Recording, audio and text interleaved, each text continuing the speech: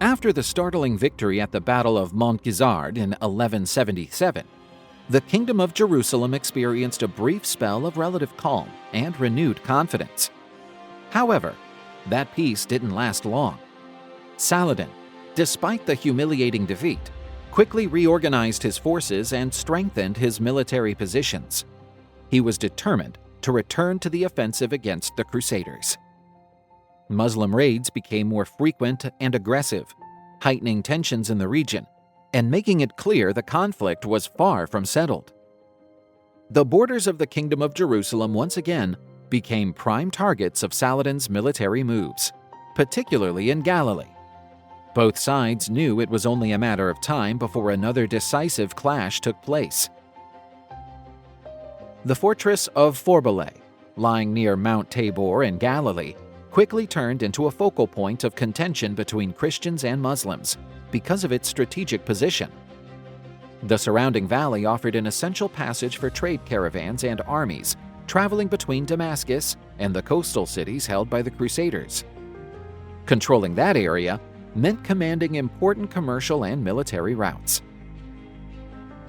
For Saladin, seizing Forbelet was vital for increasing pressure on the Kingdom of Jerusalem, isolating its northern strongholds and weakening its defenses.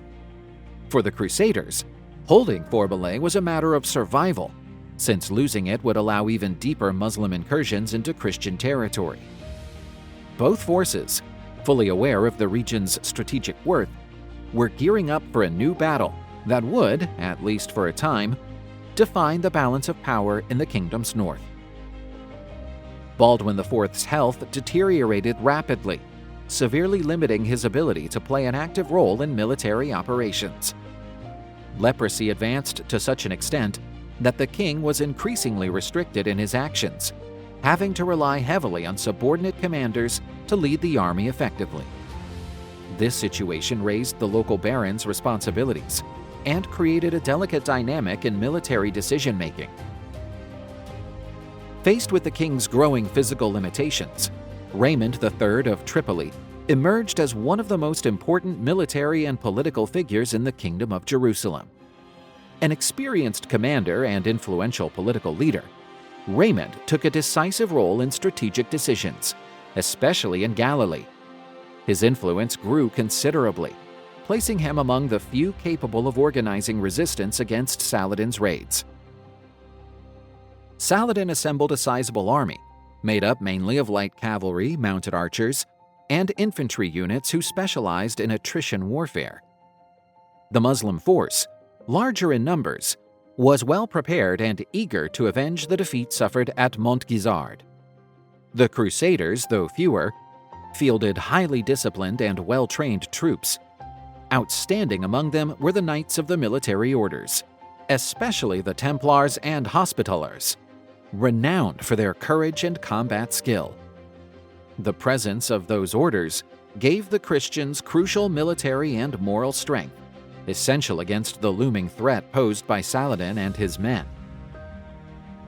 Yet Baldwin, weakened though he was by disease, made the brave decision to muster his troops personally once more to defend the realm. Showing admirable resolve, he led his forces on a swift march to intercept Saladin before the Sultan could inflict serious damage on Christian lands. Saladin first tried to throw the Crusader formation into disarray with mounted archers, who aimed to sow panic and open gaps in the Christian lines. The Crusader knights, however, held firm, disciplined and organized, minimizing the potential harm those archers could cause. Throughout the clash, Baldwin showed remarkable courage and leadership. Despite his fragile health, his presence in command lifted his soldiers' morale, spurring them to fight with bravery and determination. The Leper King's figure on the battlefield became a powerful symbol of resistance and resolve for Jerusalem's defenders. Motivated by Baldwin's leadership, the Crusader troops launched a successful counteroffensive, pushing back Saladin's forces and forcing them to fall back. Seeing victory wouldn't be his that day, Saladin ordered a strategic withdrawal. The battle ended with the Crusaders holding their ground against Saladin, though at a heavy cost in lives on both sides. Saladin grew ever more admiring of the young King Baldwin's bravery and determination. The courage with which the king faced his debilitating condition, paired with his effective battlefield leadership, deeply impressed the Muslim Sultan. Although foes in war, Saladin acknowledged the Leper king's extraordinary moral strength and fighting spirit, increasing his respect for the adversary who shared such a turbulent stage in Crusader history. Despite being at the peak of his prestige after an important victory, Baldwin soon faced a sharp decline in health at about 21 years of age. The leprosy that had dogged him since childhood advanced relentlessly, sapping his strength and severely limiting his movements. As he grew weaker, the young king came to rely on a litter for transport. This severely curtailed his direct involvement in the kingdom's military and administrative matters. In 1183, with his health in extreme decline, Baldwin was forced to hand over power formally, appointing his brother-in-law Guy of Lusignan as regent. The move aimed to secure political and military continuity in the face of Saladin's constant threats. Yet Guy of Lusignan, though linked to the royal circle through marriage to Sibylla, proved a hesitant leader, lacking assertiveness in critical moments. His unwillingness to face Saladin head-on rapidly sapped the confidence of the barons, military order knights, and the court had placed in him. Guy's hesitation and lack of leadership rekindled old rivalries and greatly widened internal political tensions, further undermining the already fragile stability of the Kingdom of Jerusalem.